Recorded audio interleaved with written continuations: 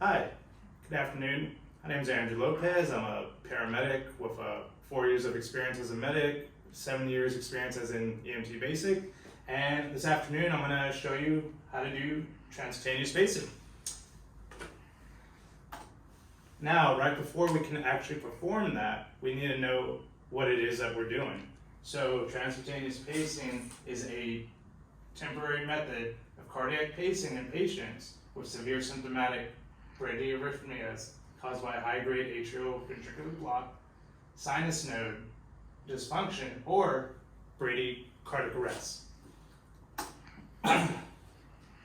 Now, one thing that's important is we need to know the physiology. Once we're actually performing this, we didn't know how it's affecting the human body.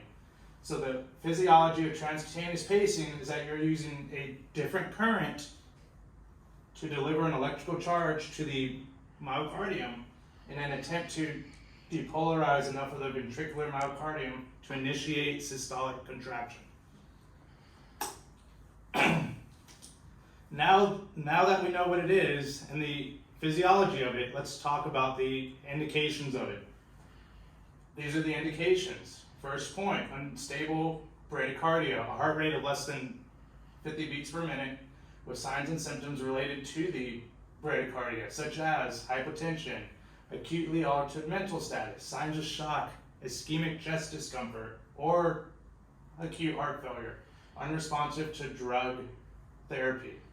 Also, second degree type 2 AV block, third degree AV block, which is also known as a complete heart block, or a new left or right alternating bundle branch block or bifascicular block. Now, let's explore different types of heart blocks, whether they're benign or malignant. Right here is your first degree heart block. You'll notice the rhythm is regular, but the PR interval is prolonged, greater than 0.20 milliseconds. P wave is normal, QRS is less than 0.11 milliseconds. Second degree type 1 AV block, you'll notice that the PR interval progressively gets longer and longer and longer until you have a dropped QRS. This rhythm, as well as the first degree AV block, typically does not require transcutaneous pacing.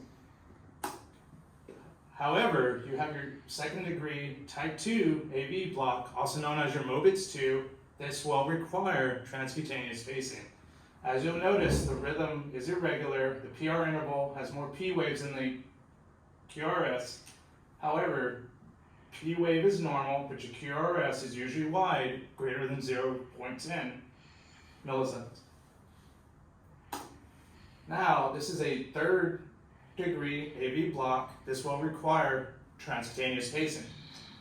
Notice how your rhythm is regular, but your PR interval, there is none. Your P wave, it is normal, but does not relate to the QRS. The QRS is either normal or wide. In simplest terms, there's not really a clear or direct relationship between the P waves and the QRS complexes. It's very erratic looking. Now that we've looked at all the different types of heart blocks, let's discuss how to perform transcutaneous pacing. So, let's look at step one. Step one, gather equipment, cardiac monitor with pacer function. Pacer function button is right there. Monitor leads, have them right here on our simulated patient. Defib pads, have them right here at the ready, and electrodes. Also, want to make sure you have PPE available. Moving on to step two. Now, step two, we want to identify an arrhythmia and condition that requires transcutaneous pacing. So let's go ahead and power on our monitor here. Give that a second to boot up. All right, so the rhythm this patient is currently presenting with is a third degree heart block or a complete heart block. And as we previously discussed, that is a rhythm that requires transcutaneous spacing. Moving on to step 3. Now, step 3, we want to take appropriate PPE precautions. So I'm going to start by putting on my gloves. All right. Next thing we'll do is we'll attach our defib pads. Now, if you're not sure about proper placement, there's a visual on there to show you how to properly place it. So I'll place the first one there like so. And the second one there like so. Now, at this point, you want to consider IV access and sedation. Transcutaneous spacing is a little painful because it does send continuous shocks through the skin, but you should not delay treatment at the same time. Moving on. Now, step 4, we want to activate the pacemaker function. So what we'll do is we'll hit the pacer button right here.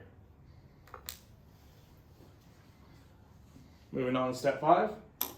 Step 5, we need to note the markers on the EKG screen. So if you could see them right there. And also you'll adjust amplitude until machine appropriately reads QRS complexes. Now as you can see, we have the markers with each QRS complex. Moving on to step 6. Now, step 6, we want to set the appropriate rate. So let's go ahead and bump it up to 80. All right. Step 7, after we input our rate, we'll select it. Now, step 7, we'll gradually increase the delivered current till capture is achieved. So how we do that, go ahead and hit your current button, and we'll go ahead and dial that up until capture is achieved. We know I have capture when we see pacer spikes followed by wide QRS complexes with tall T waves.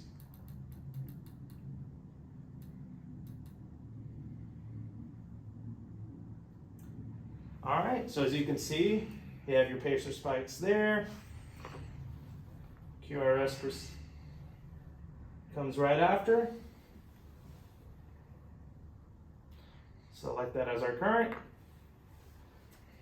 Now, as you can see, we have electrical capture. Now we want to check for physical capture.